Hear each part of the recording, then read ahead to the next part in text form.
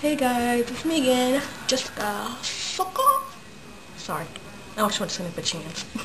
Anyways, so I was watching the news, and this video really hit me and touched my heart. Some of y'all might know what I'm talking about. Ted Williams, the guy with the golden voice. But to the people that don't know what I'm talking about, the viewers, check this video out.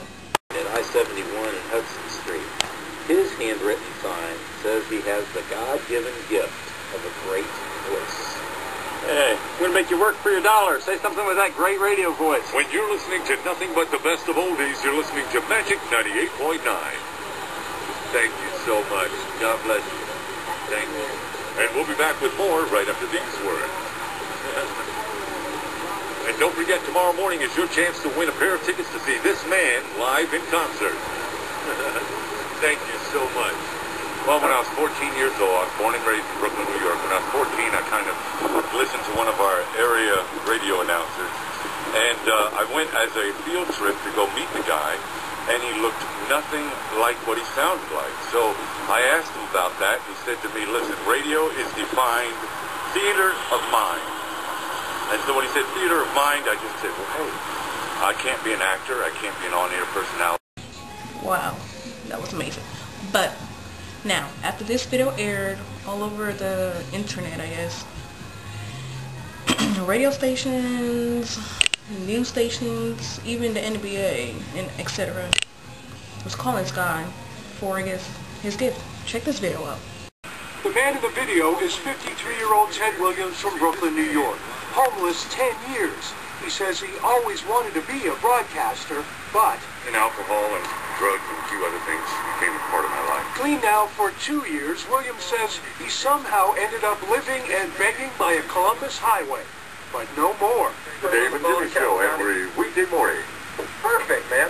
From the side of the road to inside the studios of local radio, where many callers offered Williams employment.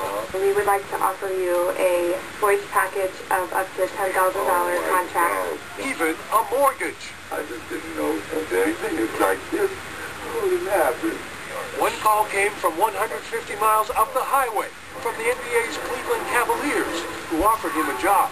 We love his voice, we love his story, and our biggest priority right now is just to get him in here. Some people say life is a highway. Well, for the moment anyway, Ted Williams is in the fast lane. Oh my gosh, that video really touched me. And oh my gosh, $15 million and some other deals, that's amazing.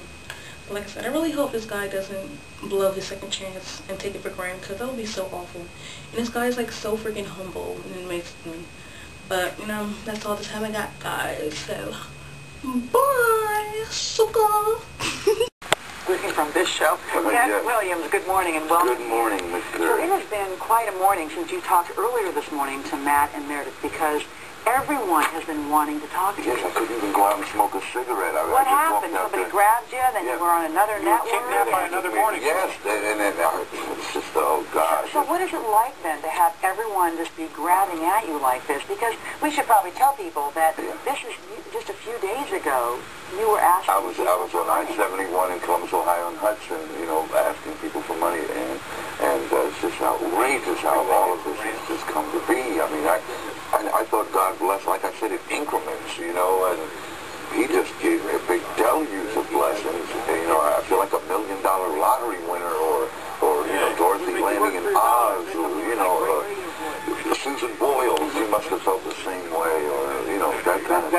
That's amazing. It really is an amazing analogy. You're from the New York,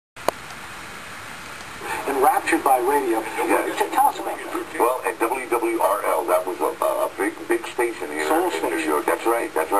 With Hank Spann and all those guys.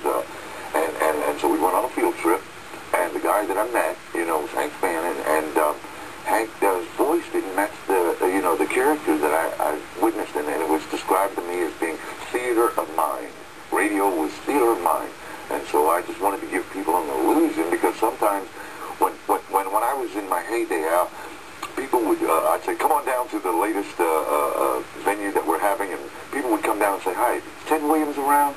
And I'd say, I'm Ted Williams, and they'd say, ah! They would look at me like, no, they expected, something, a bigger person, and in most cases a darker complected man, that kind of thing. And so I got a kick out of that, I would always make my voice a little deeper go any further lower than that? Let me see just about how far. Okay, we get the picture. No, Yes, it's ma'am. amazing. But one of the most poignant moments this morning when I saw you talk to Matt and Meredith was when you started talking about your mother and I how love that you woman. haven't. When was the last time you? 20 years ago. When you actually saw her? Yeah, yes, ma'am. When we actually kissed and hugged and all. And have you spoken on the phone with her? Yes, but she How long was just ago was so- that? I think last week was the first, and she had found out, that I was flagging a sign, so to speak, and that didn't please So her she too didn't well. really, you haven't spoken to her since all then. of this is broken up. Well, there is a statement, I think you've got it That's written down right. here, It's a- that she's made this morning. From your mom, Julia Williams. She said she's thrilled her only child is turning his life around. She said, this will be my day to see my son get up and do something to help himself. He has so much talent. I hope this will be the thing for him. He came from a nice family, and then he went poor.